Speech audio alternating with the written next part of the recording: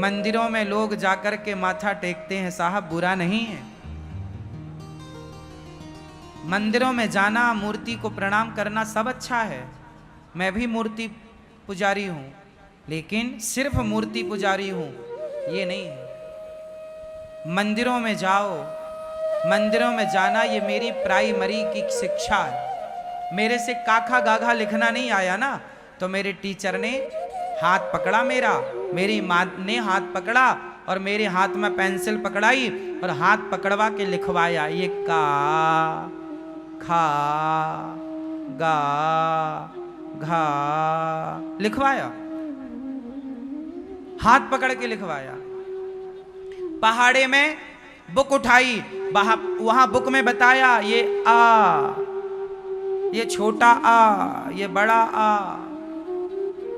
ये A for apple, B for ball बताया। सब फोटो बनी थी वहां।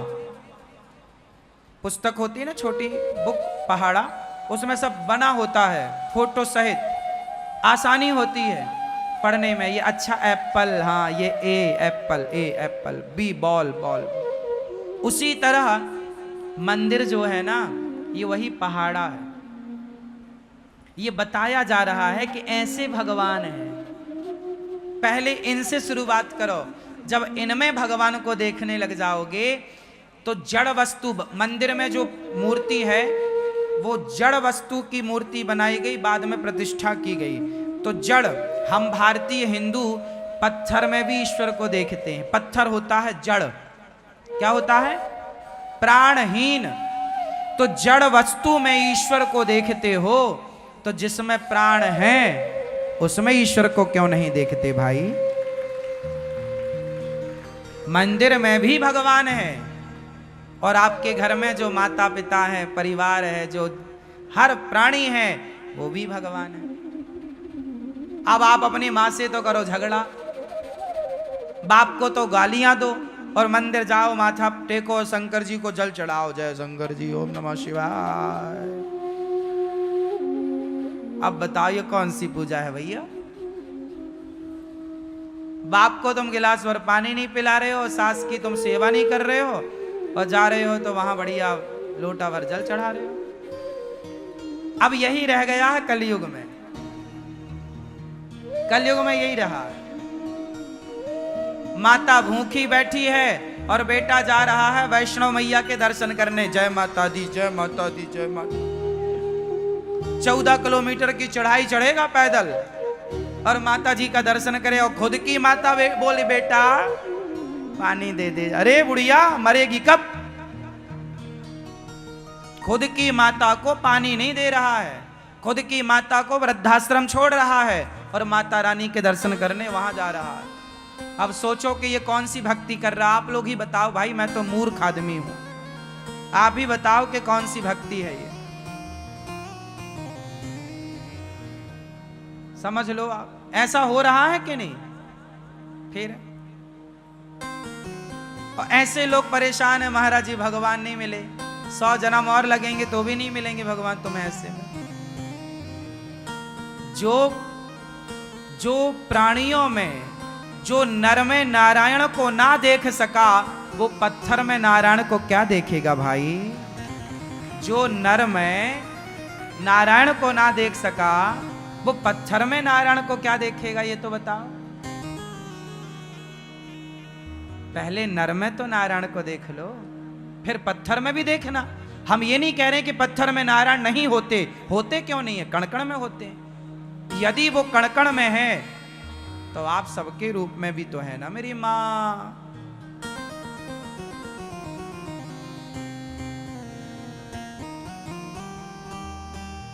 नवरात्रि आती है, चारों ओर जय माता दी, जय माता दी। कुछ बहुएं भी व्रत रखती हैं नवरात्रि का 9 दिन, पर सास मांग ले भला एक रोटी। बुढ़िया मैं व्रत हूं, बना के खा नहीं सकती, मैं व्रत हूं। खुद की सास को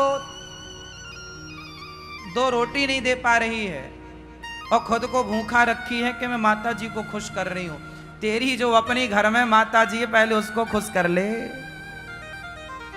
काहे पागलों की तरह व्यवहार करती हो मेरी माँ। सास की सेवा होती नहीं है कुछ बहुओं से, और नवरात्रि में 9 दिन व्रत करना चाहती हैं। भगवान भी यदि बोलने बताने लगते ना, तो भगवान को भी लोग भोग भोग ना लगाते। वो तो अच्छा भगवान को जो बोलते नहीं है, तो आदमी भगवान के पास जाके भोग लगा। यदि खाने लग जाए भगवान, तो लोग भोग लगाना छोड़ दें। वो तो खाते नहीं है, इसलिए लोग देते हैं उनको खाने पीने को। सास खा तो रही है, कहां दे रहे हैं? जो खाता है ना, लोग उसे नहीं देते। जो नहीं खाता, हाँ, उसके सामने 56 भोग।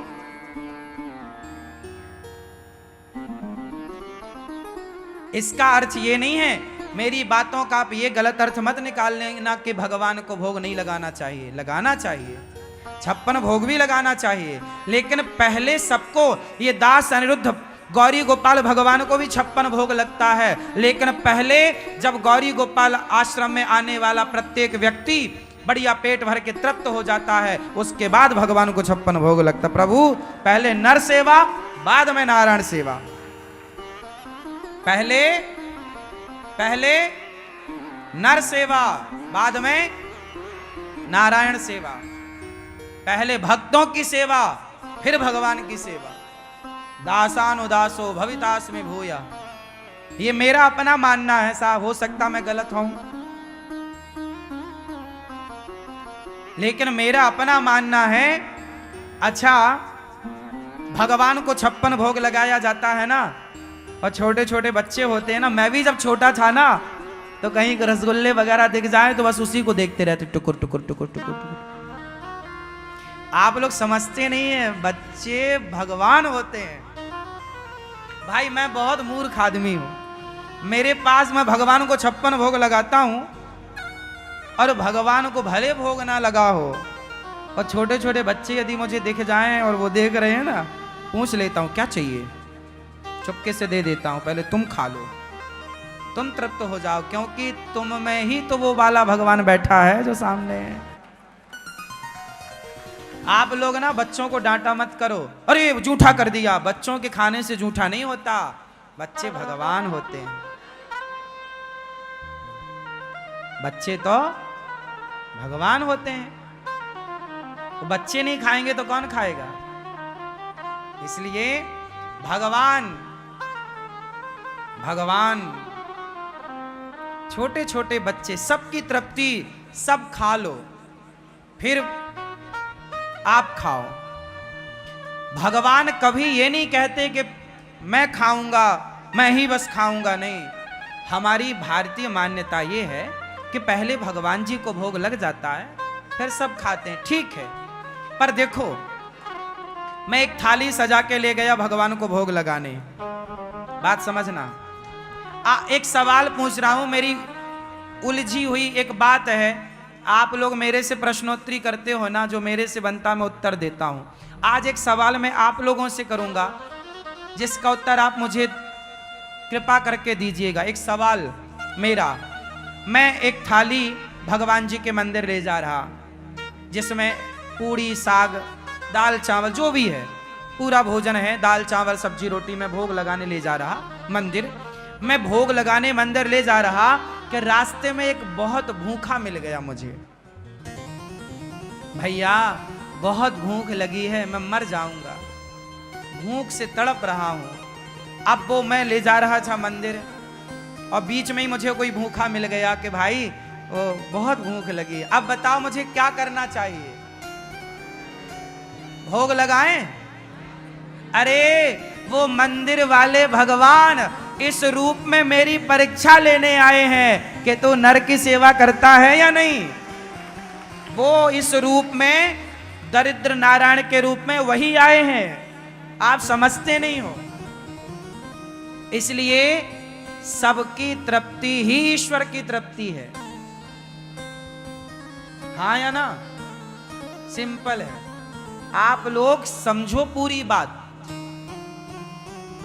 ये दास गौरी गोपाल आश्रम में यही होता है, कोई भी आ जाए, हमारे ठाकुर जी को सवेरे, हमारे ठाकुर जी को कई बार भोग लगता है, गौरी गोपाल भगवान जी को। आप सवेरे पाते हो ना, सवेरे 8 बजे से भोजन चालू हो जा। आप लोग अपने घर में कितने बजे खाते हो? बोलो बोलो, कितने बजे? पर गौरी गोपाल आश्रम में सवेरे 8 बजे से प्रसादी चालू हो जाती है और सब लोग पेट भर के, हमें 1 बजे का इंतजार नहीं करना। 1 बजे तक पता नहीं कितने लोग भूखे लौट जाएंगे। 1 बजे का इंतजार करेंगे तो पता नहीं कितने लोग भूखे लौट जाएंगे। इसलिए नहीं, सवेरे 8 बजे से भोजन चालू हो जाता है और रात्रि के 11-12 बजे तक चलता है। रात्रि के 2 बजे के लिए भी रखा रहता है। कोई आएगा 2 बजे भूला भटका, उसे भी 2 रोटी मिलनी चाहिए। ये सेवा है साहब मेरी। इस सेवा से ही मेरे कन्हैया प्रसन्न होते हैं, मेरे भगवान खुश होते हैं। आपसे कहता हूं, आप भी सेवा किया करो। इंसानों से नफरत ना किया करो, प्यार करो। सबको खुश रखने की, ये दास अनिरुद्ध है ना, हम सबको खुश रखने की कोशिश करते हैं, रख पाते हैं सबको खुश। ये मैं नहीं कहता कि मैं सबको ही रख पाता हूँ, मैं सबको खुश नहीं रख पाता, लेकिन कोशिश तो यही है जितने लोग खुश हो जाएं, जितने लोग खुश रहें अच्छा है। सबको खुश तो भगवान राम भी नहीं कर पाए, तो सबको हम नहीं कर पाएंगे, पर फिर भी जितना है उतना करना चाहिए। क्यों मेरी माँ? तो आप भी सबको खुश रखो।